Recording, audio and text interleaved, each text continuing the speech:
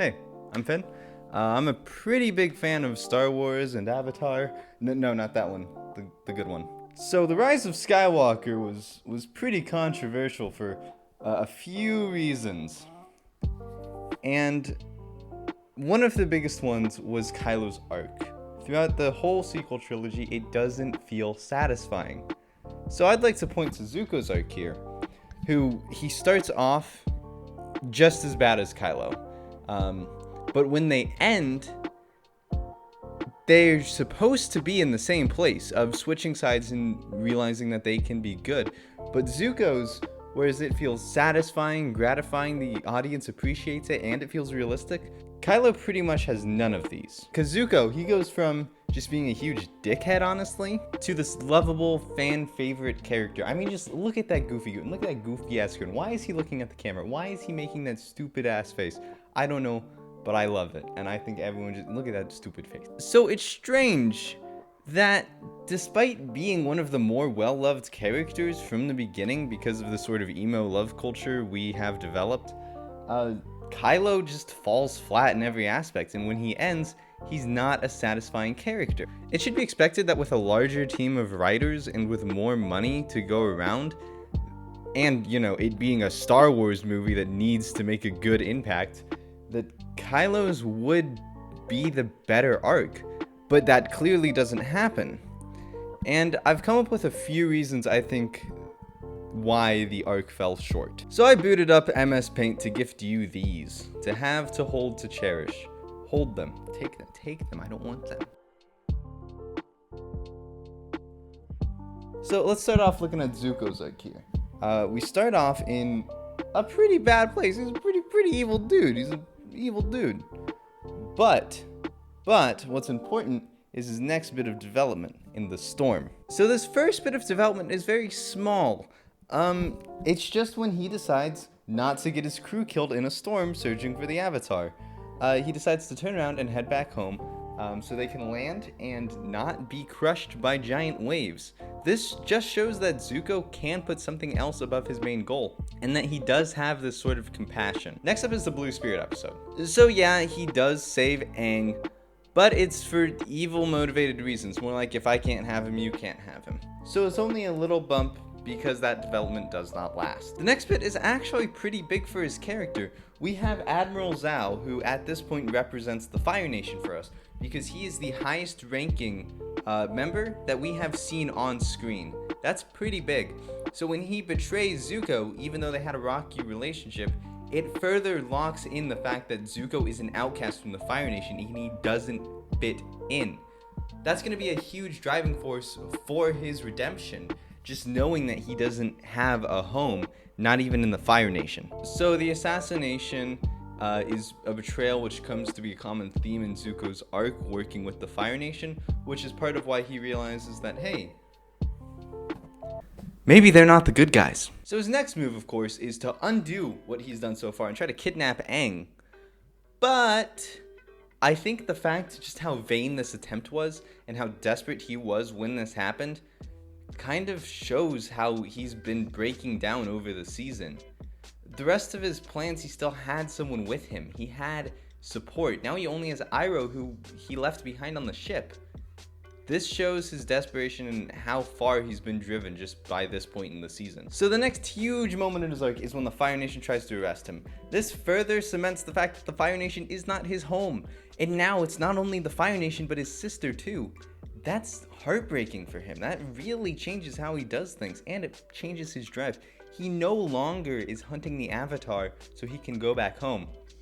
Now he's just trying to survive. So this change of motivation is important to his arc, but there's also some other quick things that happen in season 2 that I don't really have time to get into, but I'll just list them really quickly. So first, when he leaves behind Iroh, that's a bit of a setback, but they get back together and relationship gets stronger than ever, so that's okay. And then the episode Zuko Alone really shows the storm and how that compassion from that episode is still shown and how he can care about other people and be selfless. And lastly, the tea shop shows that he can be content with regular, average life and he doesn't need the glory of the Fire Nation. The next big moment is when he seeks out Appa. When he finds Appa and is faced with the decision to let him go or steal him and try to capture the Avatar again, he chooses to set him free. This sets in motion that sick bit where he doesn't know what's going on, and inside of him this battle is raging between good and evil, and Iroh tries to help him through it. But the fact that he decided to save Appa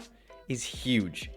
That's him leaving behind his past. And then he gets kidnapped and he meets Katara in the catacombs. This is another big moment. This is a continuation of what we saw earlier when he set Appa free. He's telling her that, hey, I'm not the face of the Fire Nation anymore. I've been hurt by them just as much as you have. I'm gonna do what's called a pro gamer move. So I know what you're thinking. Back to square one. All this development, this stupid graph for nothing. But I disagree. I think this is one of the best moments of his arc, because you don't just go from being a bad guy to having everything that you've ever worked for put in front of your face, and you don't just not take that. Of course he took that chance to capture the Avatar. That's everything that he's ever wanted. And I can't blame him for taking the chance. So the rest of season 3, before he decides to join Aang, is pretty subtle moments of character. Because at this point, he's already reformed and he's unhappy with how he is. So just when he feels bad, that counts. Iroh's lesson and Ember Island, those are those little character moments that are going to solidify him and make him realize that, hey, this is not what I want. I want to help the Avatar. That is my destiny. So first thing you'll notice is there's a lot less to look at here, like half as much. He starts off in a pretty different place from Zuko. Whereas Zuko started off outcast from his family and his home, Kylo isn't. He chose to leave his life behind. That was a conscious decision.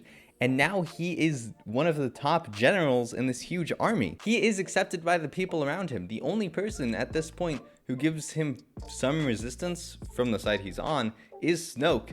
And that's just because he's kind of a brat sometimes. So Kylo's already at kind of a disadvantage, just starting off. And his next move doesn't really help show that he's redeemable. So there still is a ray of hope for our little Hot Topic model. See, when he decides not to blow his mother up into cosmic space dust, that's actually a pretty big moment. But unlike where Zuko's arc is driven by actions, this is an inaction. He's choosing not to do something instead of to do it. So I think that's kind of gonna knock him down, but he still gets some brownie points for not murdering his mother. But wait, there's more. Next move, what does he do? He takes over the First Order, murders Luke Skywalker, and basically says, hey, I will end the Jedi, and I will be bad for the rest of these movies. You can count on that. That's what Ryan was going for. This is another huge setback. You can't have more setbacks than you have actual development. It's too much. So far, you have more bad action than you have good, showing that he can be good. You're just cementing that he is this evil character. And next, whereas Zuko's arc was completely focused on the Fire Nation and the Avatar, those two conflicting sides, Kylo's isn't. His relationship with the First Order is fine, so it's detaching the audience from caring about him in the First Order. It sucks, but that's just true. He needs a more First Order focused arc. We need to care about the Stormtroopers, which they tried to do in The Force Awakens, but then dropped completely until The Last Jedi when they tried to say, hey, wait, there's more. This is what you wanted, right? Come on, dude, just do it from the beginning. So, now he's at his lowest, most evil point. Where does he go from here? Is he gonna do some small actions to rise up to maybe redeeming himself? No, he's just gonna do a whole 180 here. He's just gonna become a good guy. That's it. That's all the development. He just decides, hey, maybe I shouldn't be bad. Yeah, Rey stabs sense into him. She literally stabs some sense into him. That's crazy. Okay, and this also just raises more issues and questions. Why doesn't Kylo just tell the First Order to fight the Final Order? He's still the boss, right? Who is this? Did Kylo just redeem himself? How does he know how to heal? Who is this? Why did he just die? Rey doesn't lose any life force when she heals. Is he just a full Jedi now? Why isn't he with Leia and Luke at the end? Why? Okay. Next segment. I think one of the most important pieces to Zuko's arc is Iroh. Having this mentor figure is just teaching him, slowly nudging him onto the path of righteousness. Kylo doesn't have that. The closest things to mentors he has is Snoke, who's teaching him how to be evil, and Han, who, you know. And I guess Luke too, but, you know. So whereas Zuko has this kind, nurturing figure to show him right from wrong, Kylo has Snoke, the BBEG, the big bad evil guy. You can't fix that. He can't go from right to wrong without knowing the difference. And the only person that's trying to show him is Rey, who stabs him, slices his face, and constantly hurts him. She's not a very good character for his redemption because she doesn't care if he's redeemed or not. You kind of think she might care in The Last Jedi, but then, oh, nope, back to square one. The last thing I wanted to talk about is the motivation and the characters on the other side of the conflict. Zuko's other side is Aang, Sokka, Katara, and Toph, who are very accepting, and they often try to change him before his redemption. For example, in the Blue Spirit episode, when Aang calmly and happily talks to Zuko at the end, he's humanizing Zuko. And then Toph, when she goes up to his camp despite knowing that he's their enemy, just to talk to him. And then Katara, who comforted him in the catacombs, and they got along well.